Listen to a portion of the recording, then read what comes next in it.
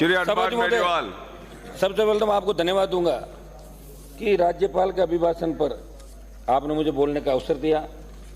83 बिंदुओं के जो अभिभाषण राज्यपाल महोदय को जो पढ़वाया गया, यहाँ पे राज बदल गया सब महोदय, लेकिन रिवाज नहीं बदला। अभी भी ऐसा प्रतीत हो रहा है कि सरकार में चल किसकी रही है। जो ट्रांसफर पोस्टिंग की सूची आई, जो कलेक्टर की सूची आई, किसकी चल रही है, बिल्कुल एक राजस्थान की जनता जानना भी चाहती है। तो मैं एक मिनट साहब, मेरा यह आग्रह है कि अभिभाषण पढ़ने से और सरकार बदलने से कुछ नहीं होगा। समझ बोलते बहुत सी जिम्मेदारियां भारतीय जनता पार्टी की सरकार पे, जिन मुद्दों को लेकर राजस्थान की जनता ने इन पे भरोसा किया, राजस्थान के नौजवानों ने भरोसा किया, किसानों ने भरोसा किया, और पिछले 6 महीने के अंदर जो कांग्रेस सरकार के खिलाफ इन्होंने आंदोलन किए सड़कों पे, चाहे पेपर लीक की घटनाएं थी, दूसरी घटनाएं थी, एक एक करके मैं बिंदुवार सबूत में, थोड़ा मुझे आप समय देंगे और मैं बिंदुवार एक एक बात पर मेरी आऊँगा। सबूत मोदी, सबसे पहले तो मेरे से पूर्व में सदन के वरिष्ठ सदस्यों ने अपनी अपनी बात रखी, दोनों पक्षों ने, और अच्छी बहस हो रही। लेकिन कई बार देखते हैं कि छोटी मोटी आपस में वाद विवाद भी चलता रहना चाहिए, ताकि यूँ लगे कि भाई हाउस के अंदर ऐसा नहीं लगे कोई क्लासरूम के अंदर बैठे, ये भी लगना चाहिए। लेकिन मैं कई बार देखता हूँ कि जो लोग वरिष्ठ हैं, मंत्री नहीं बने, और वो अपनी उपस्थिति मुख्यमंत्री के सामने दर्ज कराना चाहते हैं, उनका माइक बंद कर दिया। तो हमारा है कि एक बार माइक जैसे वो खड़े हो, माइक खोल दे तो नजर आ जाए कम से कम, ताकि उनके मन की जो वो है ना, भाई हम दिख गए सदन के, हमने तो घर पे जाके बताएंगे कि पापा मंत्री तो नहीं बने, आप बोल भी नहीं पा रहे हो, ये भी एक प्रॉब्लम है। तो इसके अंदर भी थोड़ा मेरा ये आग्रह है आपसे। समझ महोदय, एक मैं उदाहरण दूंगा इस सरकार का कि मुख्यमंत्री जी थाने में गए रात को, ये बहुत अच्छी बात है। पुराने जमाने के अंदर भी राजा महाराजा अकस्मात थाने चेक किया करते थे, पब्लिक के बीच जाते थे। लेकिन दुर्भाग्य से राजस्थान के होम सेक्रेटरी, राजस्थान के चीफ सेक्रेटरी और डीजीपी जयपुर में होते हुए भी 3 घंटे तक मुख्यमंत्री थाने के अंदर रहते हैं। कमिश्नर जरूर जाते हैं, लेकिन उनका नहीं जाना इस ओर इंगित करता है कि वो सीरियस नहीं ले रहे हैं। ये मेरा आपके माध्यम से आग्रह है कि मुख्यमंत्री जिस बात को जानते सुने, दोबारा से ऐसा मामला नहीं हो।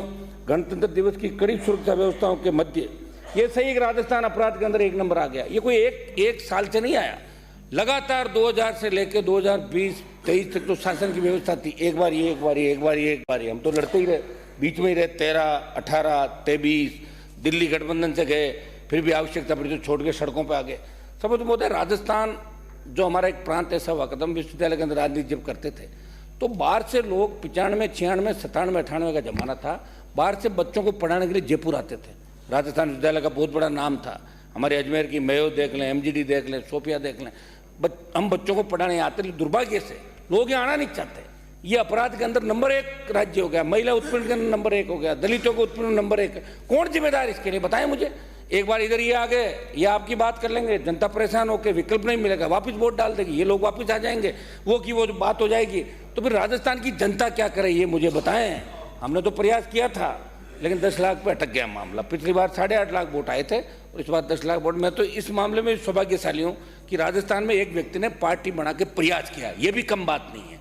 ये लड़ाई तो लड़ी किसी व्यक्ति ने, बिना उस गठबंधन के वो लड़ाई लड़ी और प्रयास किया। सीटें हमारी 3 से जरूर 1 कम हो गई थी, 1 आ गई, लेकिन 1 आ तो गए। लेकिन लोकसभा, सुनो मेरी बात, लोकसभा के चुनाव के अंदर जिधर राष्ट्रीय लोकतांत्रिक पार्टी जो नौजवानों की सबसे पसंदीदा पार्टी है, वो जिधर रहेगी, अगर आप ज़्यादा करोगे तो आपका दिमाग ठीक कर देंगे, ये ज़्यादा करोगे तो इनका कर देंगे। ये तो तयशुदा बात है। आप छोड़े इन बातों को, देखिए हमने तो लड़ाया। कई लोग पहली बार आए, उनको पता नहीं भाई, कई लोग पहली बार आए। आपको तो पता ही नहीं कब पिछला गठबंधन हुआ था, कब टूटा था, आपको जान थोड़ी है। आप ज़्यादा से ज़्यादा दिल्ली में मेरे से मिलने का समय मांगते थे उस समय। समझ महोदय, मैं 26 जनवरी की एक आपको घटना बताऊंगा कि कड़ी सुरक्षा के बीच मध्य जयपुर शहर की कालवाड़ रोड पर बदमाश छात्रा को 60 फीट घसीट के ले जाते हैं। 2 दिन तक पुलिस द्वारा FIR दर्ज नहीं की जाती। बीकानेर जिले के नोखा थाने में खाकी को शर्मसार कर देने का मामला सामने आया। एक बदमाश के खिलाफ छेड़छाड़ की रिपोर्ट दर्ज कराने पहुंची युवती के साथ थाने में मौजूद पुलिसकर्मी बदसलूकी कर डालते हैं। दोनों घटनाओं का जिक्र समाचार पत्रों में। ऐसा मैं सवाल इसलिए कर रहा हूं कि आपकी सरकार ने एंटी गैंगस्टर टास्क फोर्स का गठन तो किया, लेकिन जब मुख्यमंत्री द्वारा थाने के निरीक्षण के बाद थाने के ये हालात हैं, तो ये सरकार की गैंगवार संगठित अपराध को रोक पाएगी? ये बहुत बड़ा सवाल या निशान आपके ऊपर है। आप निश्चित नहीं हो जाएं कि 115 सीट आ गई, बहुत सी सीटों में बहुत कड़ा मुकाबला हुआ, तो ये भी आप लोग सारी बातें जानते, खुश होने की आवश्यकता नहीं कि 25 पूरा कर लेंगे। 25 पूरा करने में बहुत जोर इस बार आपको आएगा। बिजली को लेकर जिस तरह विपक्ष ने यहाँ हल्ला मचाया, ये इनका काम है, सही बात है, अभी बिजली नहीं मिल रही है, लेकिन बिजली कंपनियों की ऑडिट अगर पूर्ववर्ती कांग्रेस सरकार कराती, आप कराते। किसान को चोर बताया जा रहा है कि किसान बिजली चोरी करता है। किसान बिजली चोरी नहीं करता। कंपनियां जब से बनी थी 2000 के अंदर और 2023 में 1 लाख करोड़ से ज़्यादा घाटा बिजली कंपनियों का हो गया। कहाँ से आया? खरीद के अंदर, सरकारों के अंदर ऊपर बैठे वही लोग तय करते हैं कि बिजली किस दर पे खरीदनी है, कब खरीदनी है। कभी कोयले का आपके यहाँ कमी आ गई, इसको लेकर मुख्यमंत्री शायद हमारे बिजली मंत्री भी गए भी थे। लेकिन मेरी आपसे मांग है कि सिंगल फेज बिजली 24 घंटे मिले और 3 फेज बिजली आपने जो 7 घंटा घोषणा पत्र के अंदर कही थी कि रबी में 7 घंटा और खरीफ में 6 घंटा, ये पूरी बिजली आप सुनिश्चित करें, क्योंकि किसान के पास यहाँ नहरी इलाका हमारा है, वो तो कोटा डिवीजन को छोड़ दें और हनुमानगढ़ गंगानगर को छोड़ दें, तो बाकी राजस्थान में कुएं ट्यूबवेल से ही लोग सिंचाई करते हैं और किसान के पास दूसरा कोई साधन नहीं। जोत घट गई।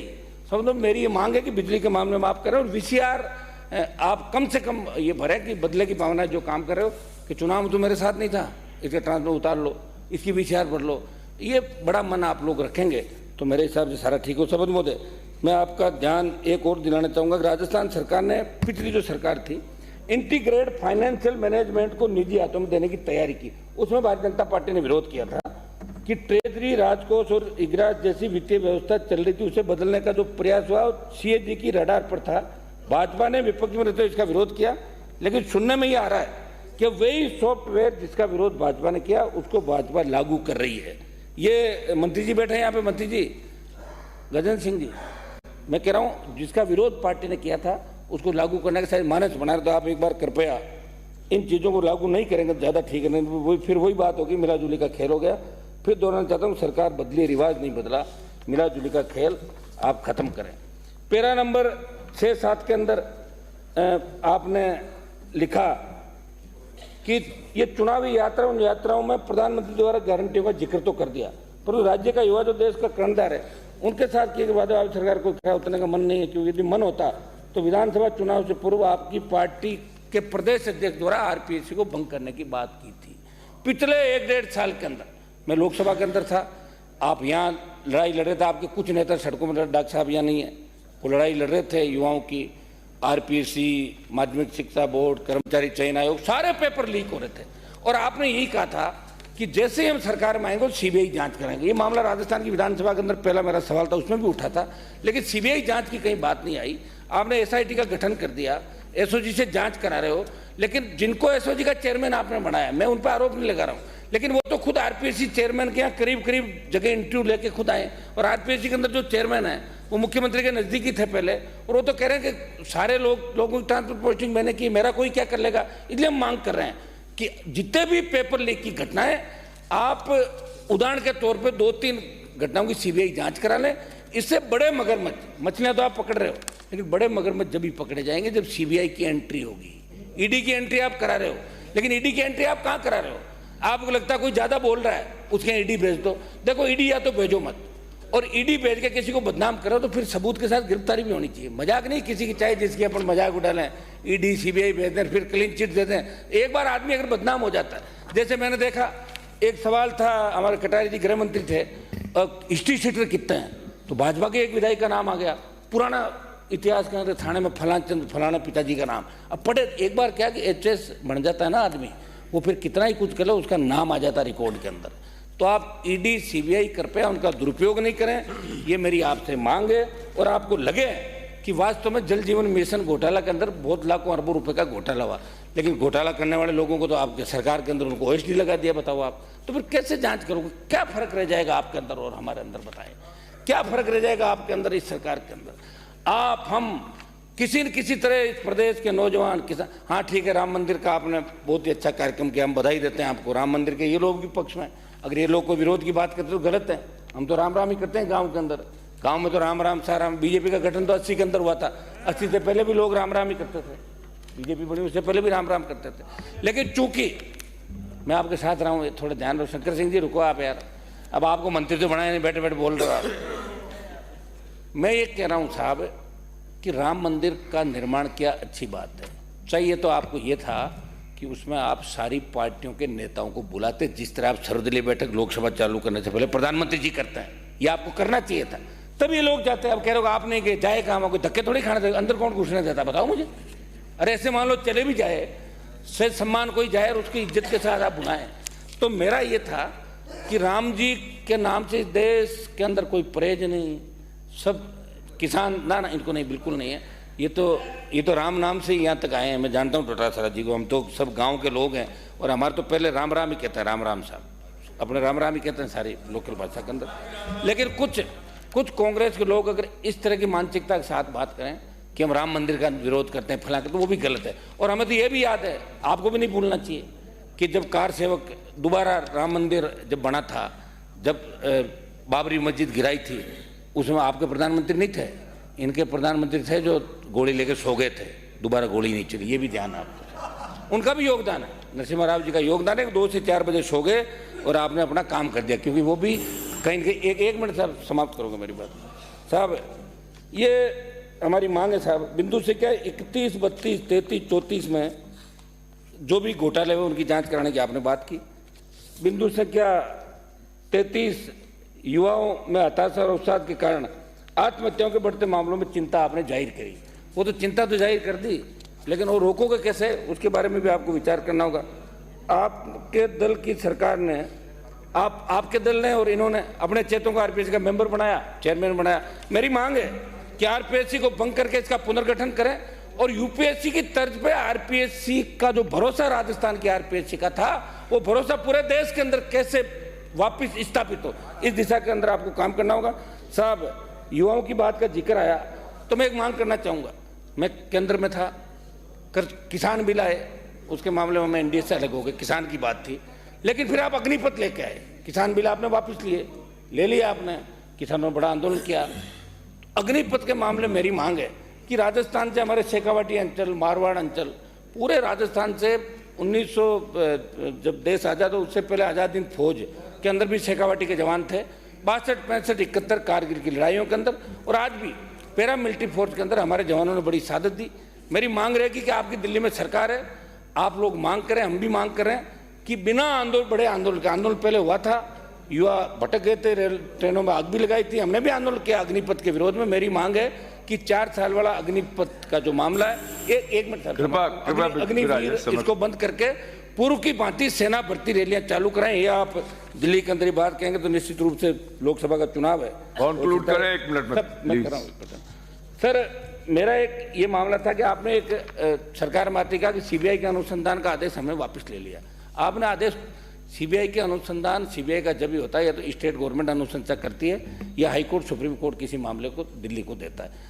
आपने रोक लगाई थी कांग्रेस सरकार ने कि जयपुर में जो दिल्ली के महकमे सारे उन पे सीबीआई जांच हमारी अनुशंसा के बिना नहीं करेगी, बंगाल के बाद।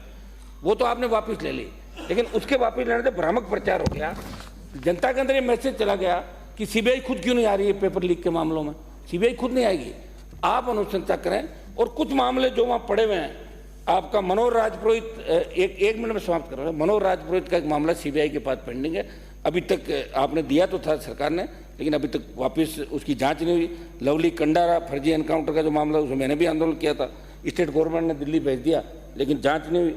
बिंदु से 39 में आपने महिला उत्पीड़न की बात कही, ये सही 5 सालों में राज्य महिला उत्पीड़न और दुष्कर्म के इतने मामले सामने आए कि राजस्थान को शर्मसार होना पड़ा।